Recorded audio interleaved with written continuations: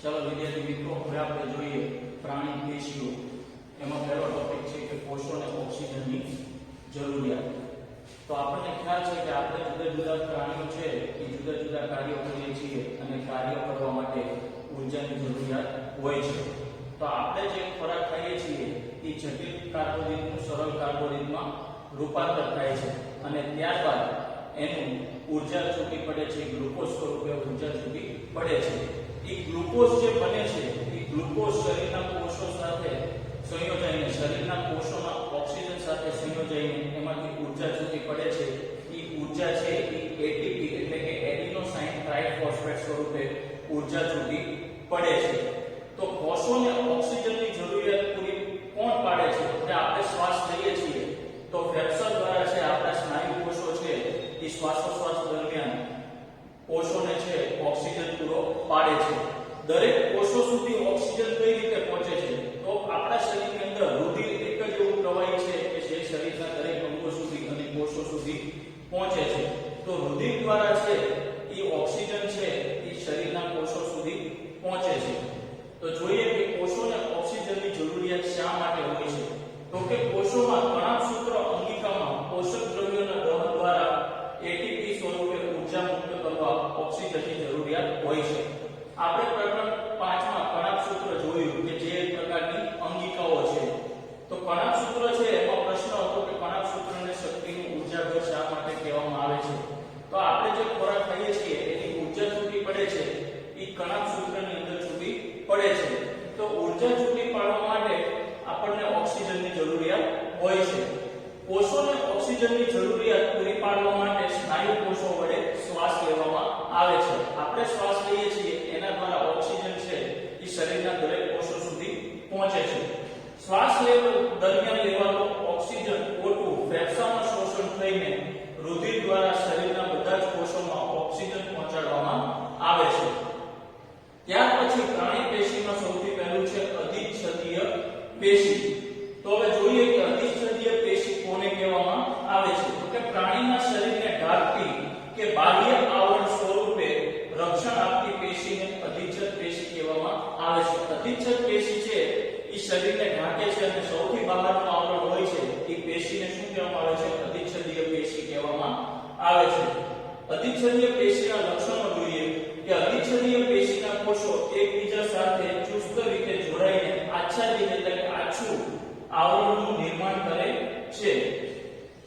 બીજું લક્ષણ કે બધી જ અધિચ્છદની નીચે બાહ્ય રેસામય આધાર આપતી આધાર કલા હોય છે। બધી જ અધિચ્છદ પેશી હોય છે એની નીચેના ભાગમાં બાહ્ય રેસામય આવરણ આવેલું હોય છે જેને આધાર કલા કહેવામાં આવે છે। અધિચ્છદીય કોષો વચ્ચે સિમેન્ટ દ્રવ્ય ખૂબ જ ઓછી માત્રામાં હોય છે। મોટા ભાગે કોષો વચ્ચે અધિચ્છદીય કોષો વચ્ચે આંતરકોષીય અવકાશ એટલે કે કોષો વચ્ચે કોઈ પણ પ્રકારનો અવકાશ કે ખાલી જગ્યા જોવા મળતી નથી। એનું સ્થાન ક્યાં છે? અધિચ્છદીય પેશી છે કઈ કઈ જગ્યાએ શરીરના અંગોમાં આવેલી હોય છે? તો કે ત્વચા, મોંનું અસ્તર એટલે કે મોંનું સૌથી ઉપરનું સ્તર, અન્નનળી, રુધિરવાહિની। રુધિરવાહિની એટલે કે રુધિરનું વહન કરતી નળીને શું કહેવામાં આવે છે? રુધિરવાહિની। રુધિરવાહિનીના અસ્તરમાં એટલે કે ઉપરના આવરણમાં ફેફસાના વાયુ કોષો, ફેફસાની અંદર વાયુ કોષો આવેલા હોય છે કે જે ફુગ્ગા જેવી રચના બનાવે છે। એનું કામ શું છે? તો કે ઓક્સિજન અને કાર્બન ડાયોક્સાઇડ વાયુની આપલે છે એ વાયુ કોષો દ્વારા કરવામાં આવે છે। મૂત્રપિંડ, નલિકા વગેરે અંગોમાં જોવા મળે છે। હવે એનું કાર્ય શું છે?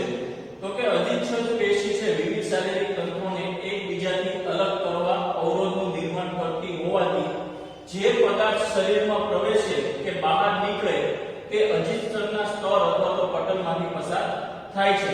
અધિચ્છદ પેશી એવી પેશી છે કે જે શરીરના જે અંગો છે એના સૌથી ઉપરના આવરણમાં જોવા મળે છે। એટલા માટે કહી શકાય કે અધિચ્છદ પેશી છે એ શરીરના બધા જ અંગો વચ્ચે શું ઉત્પન્ન કરે છે? અવરોધ ઉત્પન્ન કરે છે અને બધા જ અંગોને એકબીજાથી અલગ પાડે છે। એટલા માટે જ કોઈ પણ અંગમાં જે કઈ દ્રવ્ય છે એ પ્રવેશે અથવા તો બહાર નીકળે તો એને અધિચ્છદના સ્તરમાંથી જ પસાર થવું પડે છે। એટલા માટે અધિચ્છદ પેશીના કોષો વચ્ચે પારગમ્યતા, બાહ્ય આવરણ, શરીર તેમજ શરીરના પદાર્થોની આપલેમાં મહત્વની ભૂમિકા ભજવે છે. અધિચ્છદ પેશી છે એ દરેક અંગોની સૌથી બહારના આવરણમાં જોવા મળે છે. એટલા માટે એ શરીરના બધા અંગોને એકબીજાથી અલગ પાડે છે. એ ઉપરાંત આપણા શરીરની અંદર કોઈ પણ અંગમાં દ્રવ્યને બહાર નીકળવું કે અંદર આવવું હોય તો એને અધિસ્તરના સ્તરમાંથી બહાર પસાર અધિચ્છદ પેશીના સ્તરમાંથી અથવા તો પટલમાંથી પસાર થવું પડે છે. એટલા માટે જ અધિચ્છદ પેશી છે એ પદાર્થોની આપલે કરવામાં અગત્યની ભૂમિકા ભજવે છે. ચલો વિદ્યાર્થી મિત્રો, હવે છે અધિચ્છદ પેશીના પ્રકારો. તો અધિચ્છદ પેશી છે એના ત્રણ પ્રકારો છે: લાદીસમ અધિચ્છદ પેશી, સ્તંભીય અથવા તો સ્તંભાકાર અધિચ્છદ પેશી અને ત્રીજું છે ધનાકાર અધિચ્છદ પેશી. તો પહેલું જોઈએ લાદીસમ અધિચ્છદ પેશી. લાદીસમ અધિચ્છદ પેશીના બે પ્રકારો છે: સરળ લાદીસમ અધિચ્છદ અને બીજો છે સ્ત્રુત લાદીસમ અધિચ્છદ. તો પહેલું જોઈએ કે સરળ લાદીસમ અધિચ્છદની ગોઠવણી કેવી હોય છે. તો કે તેના કોષો છે એ ખૂબ જ પાતળા, ચપટા અને નાજુક અસ્તર એટલે કે ઉપરનું આવરણ હોય છે કેવું હોય છે? નરમ હોય છે. નાજુક અસ્તર બનાવતા એક સ્તરમાં ગોઠવાયેલા હોય છે. એનું સ્થાન ક્યાં છે? શરીરના અંગોમાં ક્યાં ક્યાં આવેલી હોય છે? તો કે રુધિર વાહિનીઓ, ફેફસાના વાયુકોષો, અન્નનળી અને મોંના ઉપરના અસ્તરમાં આવેલી હોય છે. તેનું કાર્ય શું છે? તો કે તેના દ્વારા પદાર્થોનું વહન પસંદગીમાન પ્રવેશિક પટલ દ્વારા થાય છે. હવે લાદીસમ અધિચ્છદનો બીજો પ્રકાર જોઈએ કે સ્ત્રુત લાદીસમ અધિચ્છદ. એના લક્ષણો શું છે? તો કે તેના કોષો અનેક સ્તરોમાં વ્યવસ્થિત સુવ્યવસ્થિત રીતે ગોઠવણી ધરાવે છે. એનું સ્થાન ક્યાં છે? તો કે ત્વચાનું અધિચ્છદ એટલે ત્વચાનું સૌથી ઉપરનું આવરણ છે તેમાં સ્ત્રુત લાદીસમ અધિચ્છદ પેશી આવેલી હોય છે. એનું કાર્ય શું છે? તો કે બાહ્ય ઈજા દ્વારા કપાવાથી કે ફાટવા સામે રક્ષણ આપે છે. તે ચામડીને બાહ્ય ઈજા સામે અને કપાવાથી રક્ષણ આપે છે. હવે અધિચ્છદ પેશીનો બીજો પ્રકાર છે સ્તંભીય અધિચ્છદ. એમાં છે સ્તંભીય અધિચ્છદ અને બીજો છે પક્ષમલ અધિચ્છદ. આકૃતિમાં શું છે? તો કે કોષ કેન્દ્ર દર્શાવેલું છે અને આધાર કલા દર્શાવેલી છે. આપણે અધિચ્છદ પેશીના લક્ષણોમાં જોયું કે અધિચ્છદ પેશીના નીચેના ભાગમાં રેસાની રચના આવેલી હોય છે જે અધિચ્છદ પેશીને બીજા પેશીઓથી અલગ પાડે છે, જેને આધાર કલા કહેવામાં આવે છે. તો પહેલા જોઈએ સ્તંભીય અધિચ્છદ. તો તેની લંબાઈ વધારે અને પહોળાઈ કેવી હોય છે? ઓછી હોય છે. તેનું સ્થાન ક્યાં છે? તો કે આંતરડાનું અંદરનું સ્તર છે ત્યાં સ્તંભીય અધિચ્છદ પેશી આવેલી હોય છે. એનું કાર્ય શું છે? તો કે અભિશોષણ અને સ્ત્રાવ ક્રિયામાં, અંતઃસ્ત્રાવ છે જુદા જુદા, એનું શું કરે છે? સ્ત્રાવ ક્રિયામાં મદદ કરે છે. ત્યાર પછી સ્તંભીય અધિચ્છદનો બીજો પ્રકાર છે પક્ષમલ અધિચ્છદ. તો કે સ્તંભાકાર અધિચ્છદ પેશીના કોષોની મુક્ત સપાટી પર એટલે કે ઉપરની સપાટી પર, બાહ્ય સપાટી પર વાળ જેવી રચનાઓ જોવા મળે છે જેને પક્ષમો કહેવામાં આવે છે. એનું સ્થાન ક્યાં છે?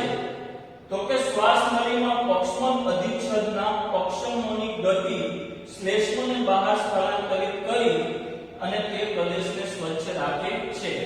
આપણે શ્વાસ લઈએ છીએ તો શ્વાસ નળી છે એ ગળાથી ફેફસા સુધી લંબાયેલી હોય છે અને આપણે નાક દ્વારા શ્વાસ લઈએ છીએ ત્યારે ધૂળના રજકણો અને બીજી અશુદ્ધિઓ દૂર કરવાનું કામ કોણ કરે છે? શ્લેષ્મ દ્વારા કરવામાં આવે છે. તો પક્ષમો શું કરે છે? તો કે શ્લેષ્મને બહારની તરફ સ્થળાંતરિત કરી અને તે વિસ્તારને સ્વચ્છ કરવામાં મદદ કરે છે. દરેક પેશીઓ પૂછાય તો એમાં આકૃતિ દોરવાની રહેશે. ચાલો વિદ્યાર્થી મિત્રો, અધિચ્છદ પેશીનો છેલ્લો પ્રકાર ધનાકાર અધિચ્છદ પેશી. ત્રણેયની આકૃતિ સરખી છે એટલે આમાં આકૃતિ દોરેલી નથી. તો ધનાકાર અધિચ્છદ પેશીના કોષો લંબાઈ, પહોળાઈ અને જાડાઈમાં કેવા હોય છે? એક સરખા હોય છે. આ પેશી કઈ જગ્યાએ આવેલી હોય છે? તો કે મૂત્રપિંડ નલિકા અને આપણા શરીરમાં મોઢાની અંદર લાળ ગ્રંથિ આવેલી હોય છે જેના કારણે આપણે ખોરાક ચાવીએ છીએ એ થાય છે. તો આ પેશી મૂત્રપિંડ નલિકા અને લાળ ગ્રંથિ નલિકાના અસ્તર એટલે કે ઉપરના સ્તરનું નિર્માણ કરી એને યાંત્રિક આધાર આપે છે. કેટલીક વખત ધનાકાર અધિચ્છદ પેશીનો કેટલોક ભાગ અંદરની તરફ વળી અને બહુકોષીય ગ્રંથિનું નિર્માણ કરે છે તેને ગ્રંથીય અધિચ્છદ કહેવામાં આવે છે. ત્યાર પછી પ્રાણી પેશીનો બીજો પ્રકાર છે સંયોજક પેશી. સંયોજક પેશી એટલે નામ ઉપરથી જ ખબર પડે કે શું કરે, બે પેશી કે અંગોનું સંયોજન કરે.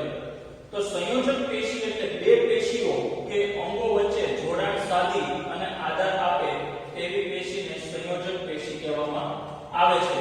એના લક્ષણો શું છે? તો કે આ પેશીના કોષો એકબીજા સાથે ઓછા જોડાયેલા અને તેમની વચ્ચે વધારે પ્રમાણમાં આંતરકોષીય દ્રવ્ય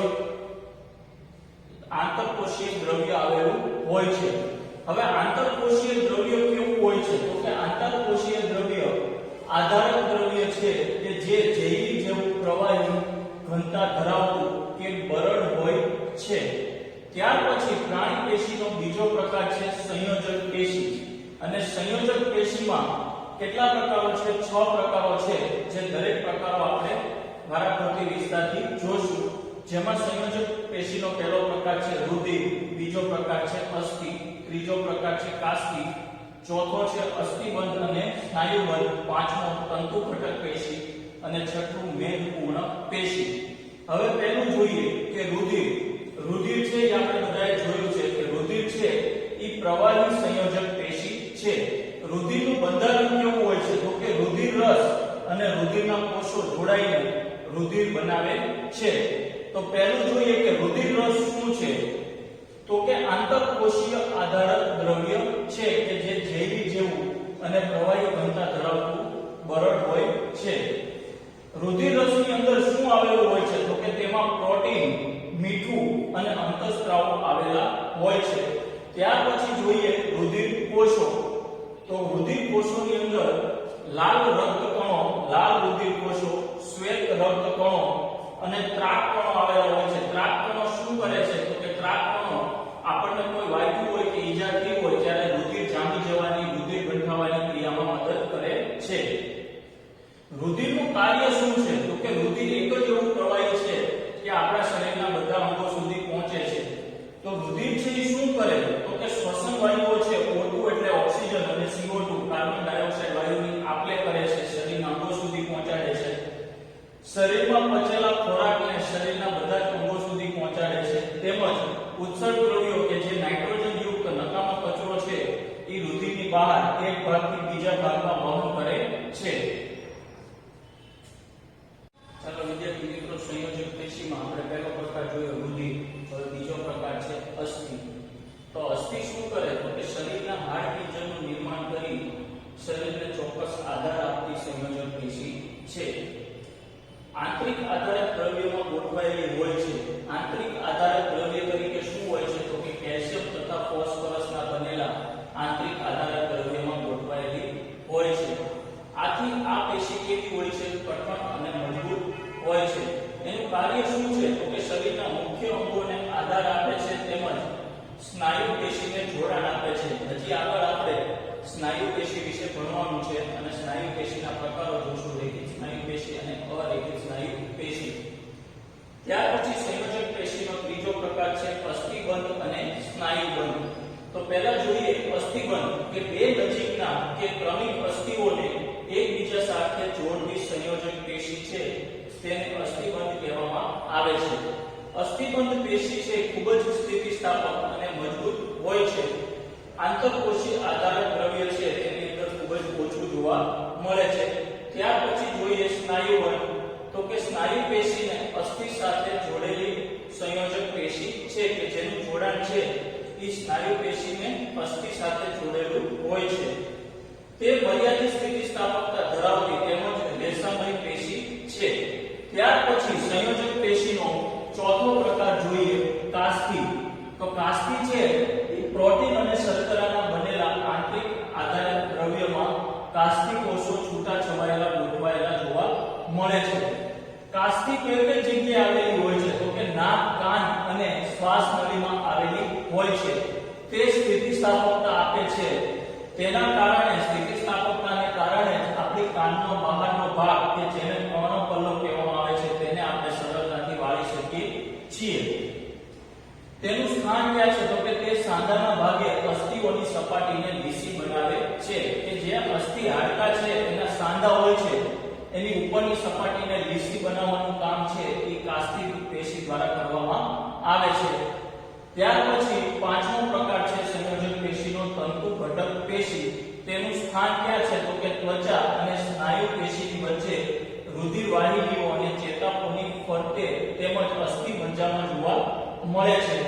તેની રચના તો કે આંતરિક આધારક દ્રવ્યમાં ઝાલાકાર અને કોલાજન તંતુઓ આવેલા હોય છે એટલા માટે એને તંતુ ઘટક પેશી કહેવામાં આવે છે. આધારકમાં આધારક દ્રવ્યમાં કોષીય ઘટકો તરીકે તંતુ કોષ, બૃહદ કોષ અને માસ્ટ કોષ જોવા મળે છે.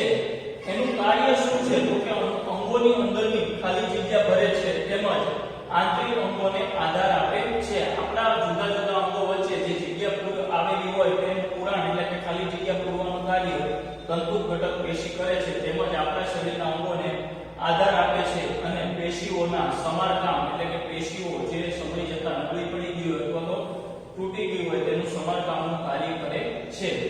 અને છેલ્લો છઠ્ઠો પ્રકાર છે મેદપૂર્ણ પેશી. તો કે ત્વચાની નીચે આંતરિક અંગોની વચ્ચે જોવા મળે છે. એનું કામ શું છે તો કે ચરબીનો સંગ્રહ કરતી પેશી છે. એનું કાર્ય શું છે તો કે શરીરની ઉષ્મા છે એ જાળવી રાખે છે અને શરીરનું ટેમ્પરેચર તાપમાન જાળવવાનું કાર્ય કરે છે એટલે કે ઉષ્મા નિયમનનું કાર્ય કરે છે.